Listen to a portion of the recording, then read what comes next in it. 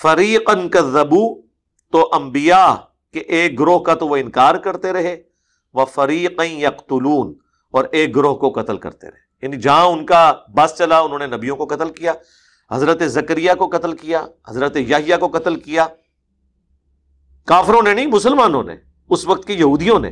لا حول ولا قوت الا باللہ۔ یہ مرزا جیلمی کی گفتگو ہے قرآن کلاس نمبر 98 میں، تقریباً 11 منٹ کے بعد مرزا واضح لفظوں میں کہہ رہے ہیں کہ زکریا علیہ السلام کو، یحییٰ علیہ السلام کو کافروں نے قتل نہیں کیا تھا، مسلمانوں نے قتل کیا تھا، یعنی اس وقت کے یہودیوں نے قتل کیا تھا۔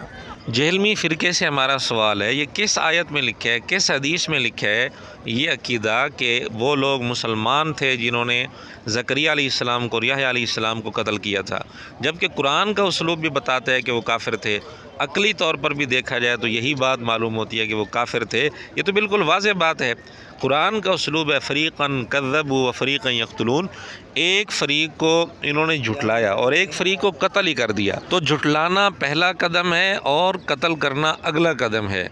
جھٹلا کر وہ تو کافر ہو گئے تھے، اگلا قدم بعض انبیاء کے بارے میں انہوں نے اٹھایا کہ انہوں نے بعض انبیاء کو قتل ہی کر دیا۔ پھر عقلی طور پر بھی یہ ہو ہی نہیں سکتا کہ ایک آدمی ایک شخصیت کو نبی بھی مانے پھر اس کو قتل کر دے۔ تو جنہوں نے زکریا علیہ السلام کو یا یحییٰ علیہ السلام کو قتل کیا تھا، کیا وہ ان کو نبی مانتے تھے؟ بالکل نہیں، اس کا کوئی ثبوت نہیں۔ جب ان کو نبی نہیں مانتے تھے تو نبی نہ مان کر وہ تو کافر ہو گئے۔ تو قتل جب کر رہے تھے وہ کفر کی حالت میں کر رہے تھے، کافروں نے قتل کیا تھا، مسلمانوں نے قتل نہیں کیا تھا۔ لیکن چھوٹا مرزا چونکہ عقل سے بھی پیدل ہے، اس لیے بے تکی باتیں کرتا رہتا ہے۔